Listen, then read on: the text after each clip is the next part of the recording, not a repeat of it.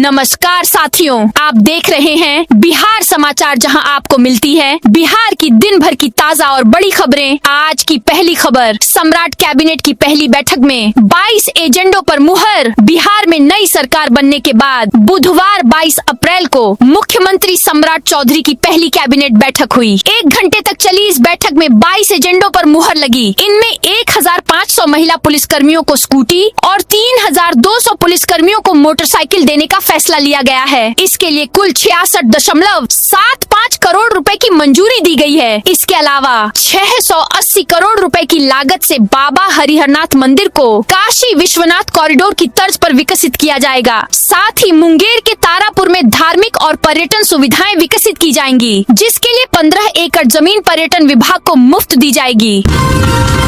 बिहार के 11 नए शहरों में जमीन खरीद बिक्री पर रोक। बिहार में 11 नए आधुनिक शहर बसेंगे। बुधवार को सम्राट कैबिनेट की पहली मीटिंग में इन सैटेलाइट टाउनशिप के विकास को मंजूरी दी गई। इन 11 स्थानों पर जमीन की खरीद बिक्री पर तत्काल प्रभाव से रोक लगा दी गई है। मुजफ्फरपुर, सीतामढ़ी, भागलपुर और छपरा के पास ये रोक 30 जून 2027 तक लागू रहेगी। वहीं पटना, सोनपुर, गया, दरभंगा, सहरसा, पूर्णिया और मुंगेर के पास यह पाबंदी 31 मार्च 2027 तक रहेगी। कैबिनेट की यह बैठक सीएम सम्राट चौधरी की अध्यक्षता में हुई। इस बैठक में कुल 22 एजेंडों पर मुहर लगी।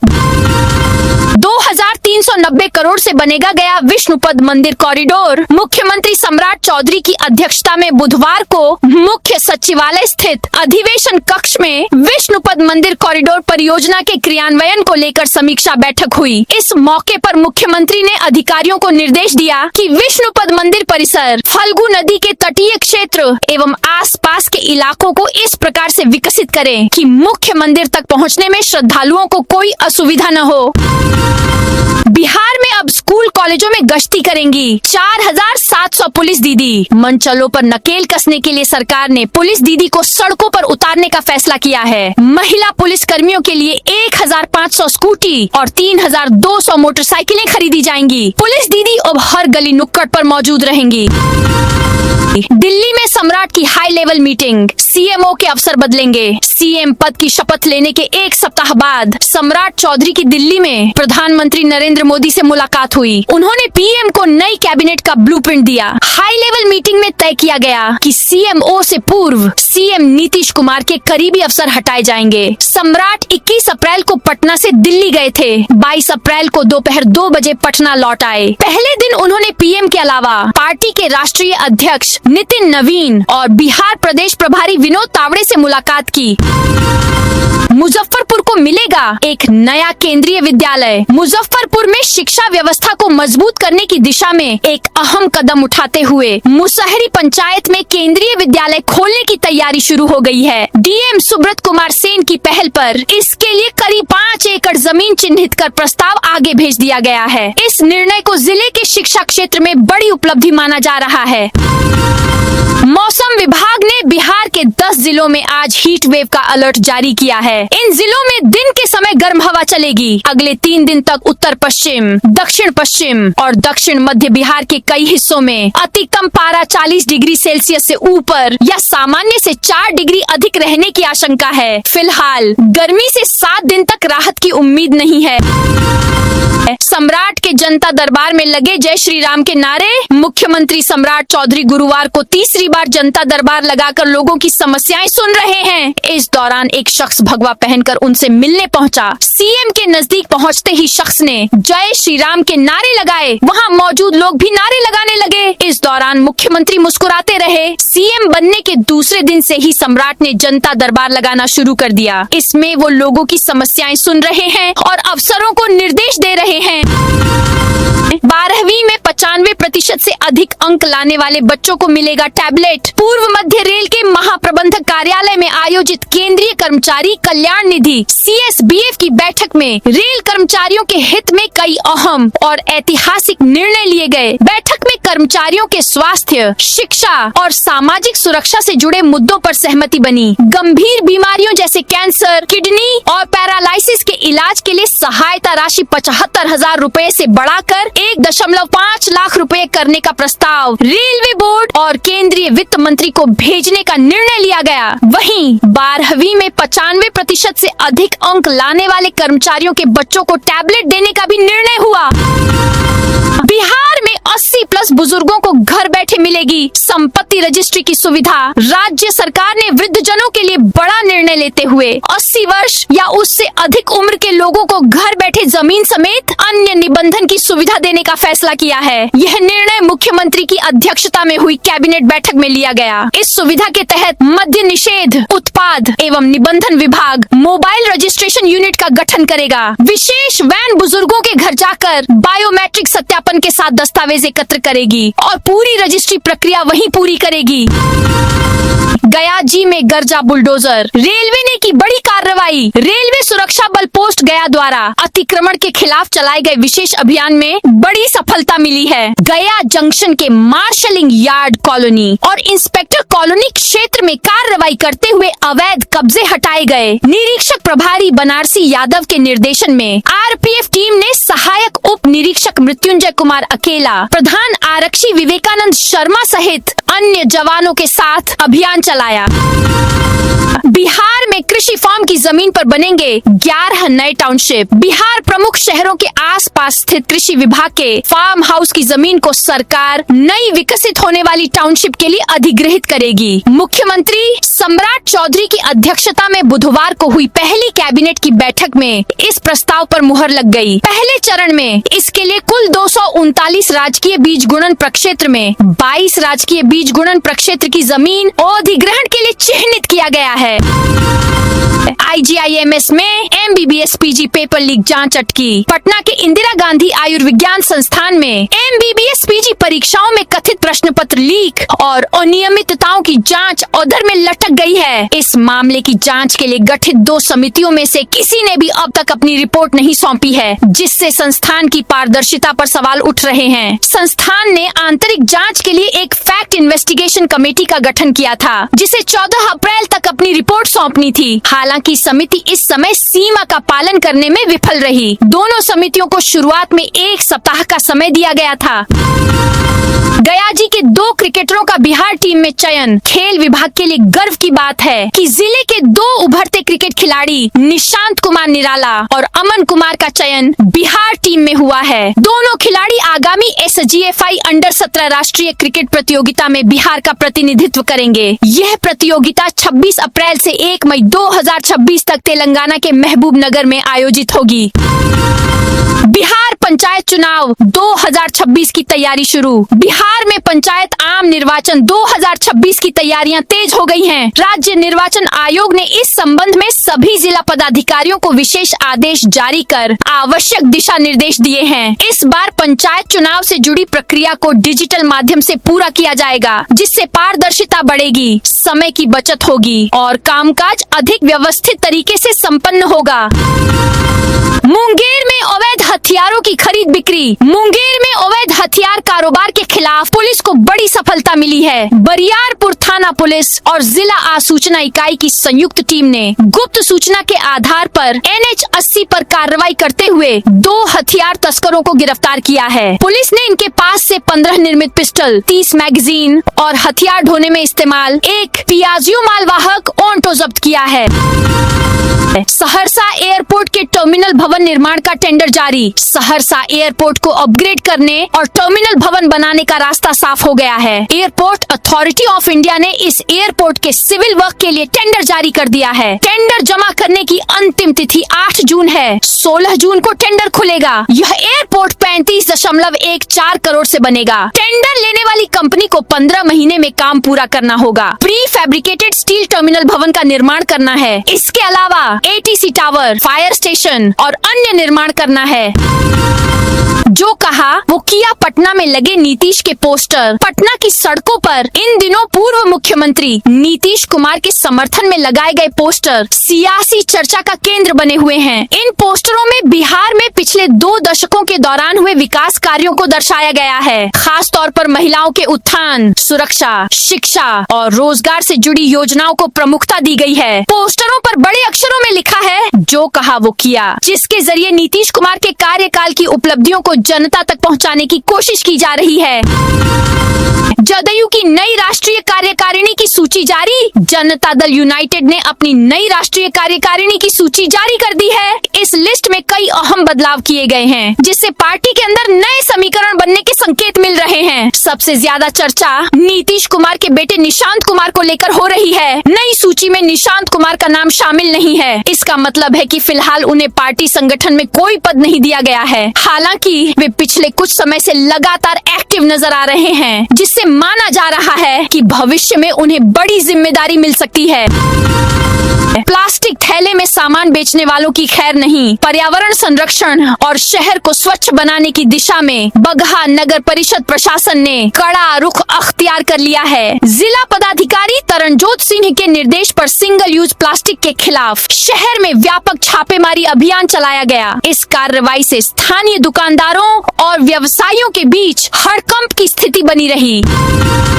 ज्योति सिंह ने भगवान से मां बनने की मन्नत मांगी। भोजपुरी के पावर स्टार पवन सिंह और ज्योति सिंह के तलाक का मामला कोर्ट में चल रहा है। इस मुश्किल के दौर में भी ज्योति सिंह खुशहाल जिंदगी जीने की कोशिश कर रही हैं। हाल ही में अपनी ज्योति सिंह अपनी बहन जूही सिंह के ब्लॉग में नजर आईं, जहां उन्होंने खुलकर अपनी निजी जिंदगी, परिवार और भविष्य की योजनाओं पर बात की।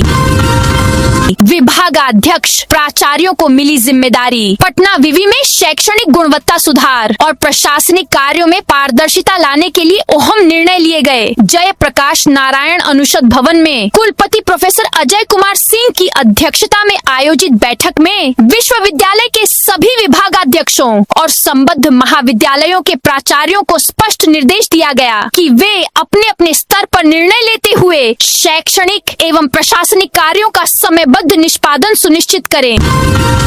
आईआईटी पटना में बनेगा रिसर्च पार्क। 10,000 लोगों को मिलेगा रोजगार। आईआईटी पटना के कैंपस में 11 एकड़ में रिसर्च पार्क बनेगा। इसमें 100 से अधिक रिसर्च एंड डेवलपमेंट कंपनियों को ठिकाना मिलेगा। 10,000 से अधिक लोगों को प्रत्यक्ष अप्रत्यक्ष रोजगार मिलेंगे। बुधवार को मुख्यमंत्री सम्राट चौधरी की अध्यक्षता में कैबिनेट की पहली बैठक में इसकी स्थापना के लिए 305 करोड़ को मंजूरी दी गई। बैठक में उप मुख्यमंत्री विजय चौधरी और विजेंद्र प्रसाद यादव भी मौजूद थे। पेट्रोल डीजल 28 महंगा होने की खबरें गलत। सरकार बोली दाम बढ़ाने का प्रस्ताव नहीं। पेट्रोल डीजल की कीमतों में 25 से 28 प्रति लीटर बढ़ोतरी की खबरों को सरकार ने गलत बताया है। आज यानी 23 अप्रैल को पेट्रोलियम मिनिस्ट्री ने कहा कि दाम बढ़ाने का कोई प्रस्ताव विचाराधीन नहीं है। ये खबरें भ्रामक हैं और डर फैलाने के लिए फैलाई जा रही हैं। एक दिन पहले कोटक इंस्टीट्यूशनल इक्विटीज ने रिपोर्ट में अनुमान लगाया था कि बंगाल और तमिलनाडु विधानसभा चुनाव के खत्म होने के बाद पेट्रोल डीजल महंगा हो सकता है। यह अनुमान क्रूड ऑयल की कीमत करीब $120 प्रति बैरल पर आधारित था। किशनगंज में ग्रामीण स्वास्थ्य सेवाओं को नई दिशा। किशनगंज में ग्रामीण स्वास्थ्य सेवाओं को मजबूत, भरोसेमंद और गुणवत्तापूर्ण बनाने की दिशा में एक महत्वपूर्ण प्रगति दर्ज की गई है। जिले के 2 प्रमुख स्वास्थ्य एवं कल्याण केंद्र वल्दिया हाट और धमतोला अब राष्ट्रीय स्तर के गुणवत्ता निरीक्षण के लिए तैयार हैं। यह निरीक्षण 29 और 30 अप्रैल को राष्ट्रीय मूल्यांकनकर्ताओं की टीम द्वारा किया जाएगा, जिसमें दोनों केंद्रों की स्वास्थ्य सेवाओं का गहन परीक्षण होगा। पटना आरा सासाराम NH का निर्माण मई से होगा शुरू। बिहार में पटना आरा सासाराम NH का निर्माण 15 मई से शुरू होगा। इसके तहत पहले फेज में सुआरा से गढ़नी तक काम होगा। अक्टूबर अक्टूबर तक परियोजना के दूसरे फेज में गढ़नी से सदीसोपुर का काम शुरू होगा। इसके साथ ही मोकामा मुंगेर ग्रीनफील्ड 4 लेन सड़क निर्माण और पटना रिंग रोड कन्हौली शेरपुर का भी कार्य आवंटन हो गया है। यह जानकारी NHAI और केंद्रीय सड़क परिवहन राजमार्ग मंत्रालय की सड़क परियोजनाओं समीक्षा बैठक में दी गई। भीषण गर्मी में स्कूलों के समय में बड़ा बदलाव। गोपालगंज में भीषण गर्मी और तेज धूप के बीच जनजीवन प्रभावित होने के बाद जिला प्रशासन ने बच्चों की सुरक्षा को ध्यान में रखते हुए बड़ा फैसला लिया है। गोपालगंज के जिलाधिकारी पवन कुमार सिन्हा ने सभी सरकारी और निजी स्कूलों के समय में तत्काल प्रभाव से बदलाव का आदेश जारी किया है। यह निर्णय लगातार बढ़ते तापमान और लू हीट वेव की स्थिति को देखते हुए लिया गया है, ताकि बच्चों को स्वास्थ्य संबंधी जोखिमों से बचाया जा सके। CBSI ने परीक्षा केंद्रों और कर्मचारियों के मानदेय भुगतान के लिए इंटीग्रेटेड पेमेंट सिस्टम पोर्टल शुरू की, जैसे खर्चों का भुगतान बिना किसी देरी के डिजिटल माध्यम से सीधा किया जा सके। इस वर्ष की बोर्ड परीक्षाओं के लिए पारिश्रमिक और अन्य संबंधित खर्चों की दरों में बदलाव किया गया है। नया पोर्टल इन्हीं संशोधित दरों के आधार पर गणना करेगा। बोर्ड ने स्पष्ट किया है कि परीक्षा से जुड़ी समस्त गतिविधियों के संपन्न होने के बाद अब डेटा को फ्रीज करने की प्रक्रिया शुरू हो गई है, जिससे केंद्रों को उनकी सेवाओं के बदले उचित राशि समय पर मिल सके। सभी संबद्ध स्कूलों के प्राचार्यों को निर्देशित किया गया है कि वे पोर्टल पर डेटा फीड करते समय बैंक खातों की जानकारी को पूरी सटीकता से भरे।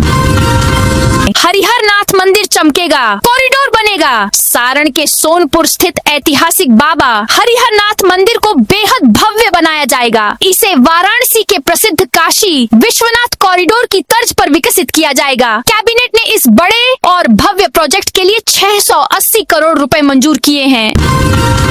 कैमूर में सिंगल यूज प्लास्टिक पर बड़ी कार्रवाई। कैमूर में पर्यावरण संरक्षण और स्वच्छता को नई दिशा देने के लिए जिला प्रशासन पूरी तरह एक्शन मोड में नजर आ रहा है। जिला पदाधिकारी के कड़े निर्देशों के तहत बुधवार को जिले भर में सिंगल यूज प्लास्टिक के खिलाफ विशेष प्रशासनिक सतर्कता अभियान चलाया गया। इस दौरान नगर परिषद और नगर पंचायत क्षेत्रों में सघन छापेमारी की गई। कार्रवाई के बाद प्लास्टिक विक्रेताओं और इसका उपयोग करने वाले दुकानदारों के बीच हड़कंप मच गया। प्रशासन ने स्पष्ट कर दिया है कि प्लास्टिक मुक्त कैमूर बनाना उसकी सर्वोच्च प्राथमिकता है। गयाजी में खेत में लगी आग, 1000 बीघा गेहूं की फसल जली। गयाजी के अतरी विधानसभा क्षेत्र का डिहुरी गांव में खेतों में पककर तैयार खड़ी गेहूं की फसल में आग लग गई। कुछ ही मिनटों में हालात बेकाबू हो गया। तेज हवा ने आग को और भड़काया और देखते ही देखते करीब 1000 बीघा में लगी गेहूं की फसल जलकर पूरी तरह राख हो गई। आग की सूचना पर गांव के हर घर से लोग दौड़ पड़े। बाल्टी पंप जो मिला उसी से आग बुझाने की कोशिश की गई, लेकिन आग इतनी भयावह थी कि किसी की एक नहीं चली। लपटें खेत दर खेत बढ़ती गईं।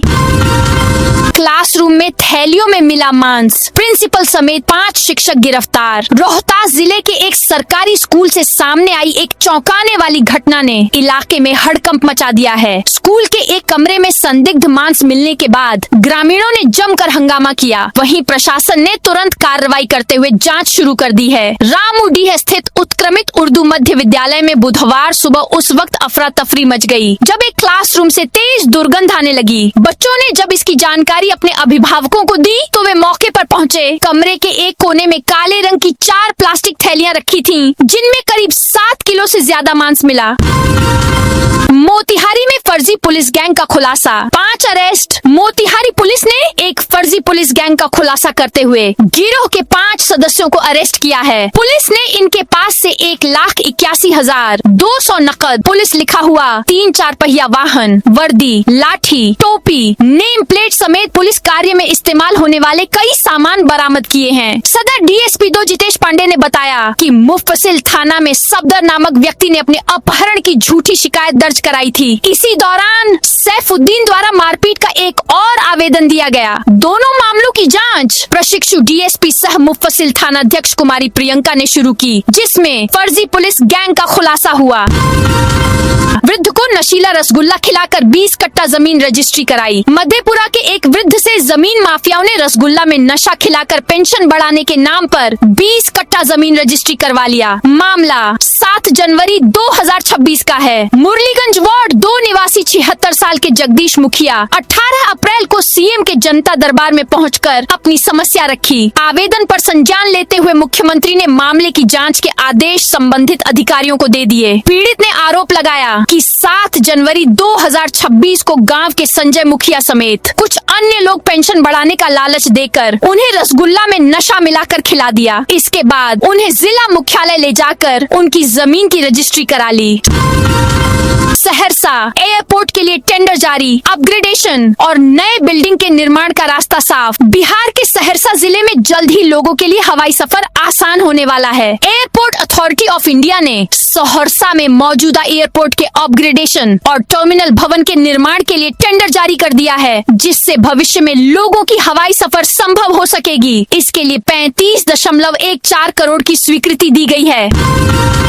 महिला आयोग की अध्यक्ष बोली, पप्पू यादव पर थू है। महिला आयोग की अध्यक्ष अप्सरा ने पूर्णिया के सांसद पप्पू यादव के लिए कहा कि उन्होंने मेरे फोटो का गलत इस्तेमाल किया है। मैं उन्हें सभी तरह से घेरूंगी। उन्हें समझ आ जाएगा कि उन्होंने गलत नंबर डायल कर दिया है। बिना सोचे पप्पू यादव ने मेरे खिलाफ टिप्पणी की है, मेरे आत्मसम्मान को ठेस पहुंचाया है। उन पर 41 केस पहले से हैं। एक और जुड़ जाएगा तो उन्हें कोई असर नहीं होगा। वे जहां से प्रतिनिधित्व कर रहे हैं वहां मैं जाऊंगी और लोगों से कहूंगी कि उनकी कथनी और करनी में अंतर है। ऐसे सांसद पर थू है, छी है। बाहुबली नेता सूरजबान सिंह जेल से रिहा। बेगूसराय के पूर्व सांसद सूरजबान सिंह को जेल से रिहा कर दिया गया है। एमपी एमएलए कोर्ट के विशेष न्यायाधीश ब्रजेश कुमार सिंह की अदालत ने फैसला सुनाया। सूरजबान सिंह 30 साल पुराने एक हत्या के मामले में जेल में बंद थे, जिसे लेकर अब कोर्ट का फैसला आ गया है और उन्हें रिहा कर दिया गया है। बंगाल के कुमारगंज में भाजपा प्रत्याशी पर हमला। पश्चिम बंगाल के दक्षिण मिदनापुर में कुमारगंज सीट से भाजपा कैंडिडेट सुवेंदु सरकार पर हमला हुआ है। वीडियो में दिख रहा है कि सुवेंदु हमले से बचने के लिए भाग रहे हैं। उनका सिक्योरिटी गार्ड उनके साथ है। इसके बावजूद भीड़ सुवेंदु को पीटती है। हमला करने वाले लोगों की पहचान कंफर्म नहीं है। जानकारी के मुताबिक चुनाव आयोग ने वीडियो में दिख रहे सभी लोगों की तुरंत गिरफ्तारी करने के आदेश दे दिए हैं। उधर राज्य में कई जगह बीजेपी और टीएमसी कार्यकर्ताओं के बीच झड़प की खबरें आ रही हैं। कई जगह ईवीएम खराब होने की शिकायत भी आई है। मोदी बोले, झाल मुड़ी मैंने खाई, झाल उन्हें लग रही। पश्चिम बंगाल में दूसरे फेज के मतदान से पहले पीएम नरेंद्र मोदी आज कृष्णानगर में चुनावी रैली कर रहे हैं। इस दौरान उन्होंने कहा, आज पश्चिम बंगाल में पहले चरण की वोटिंग चल रही है। मैं सभी मतदाताओं से कहना चाहूंगा कि इस बार वोटिंग के नए रिकॉर्ड बनने चाहिए। उन्होंने आगे कहा कि यह पिछले 50 साल में पहला ऐसा चुनाव है जिसमें हिंसा कम से कम हुई है, वरना यहाँ गुंडाराज चलता था। मैं चुनाव आयोग का अभिवादन करता हूँ कि वह बंगाल में शांतिपूर्वक चुनाव करवा पा रहे हैं। अब का मतदान सभी पुराने रिकॉर्ड तोड़ रहा है। मैं यहाँ परिवर्तन की आंधी देख रहा हूँ। चुनाव प्रचार के दौरान झाल मुड़ी खाने पर उन्होंने कहा, झाल मुड़ी मैंने खाई है और झाल उन्हें लग रही है। 4 मई के बाद बंगाल में सुरक्षा की गारंटी शुरू आने वाली है। तो दोस्तों, ये थी आज बिहार की दिन भर की ताजा और बड़ी खबरें। अब कल मिलते हैं नई खबरों के साथ।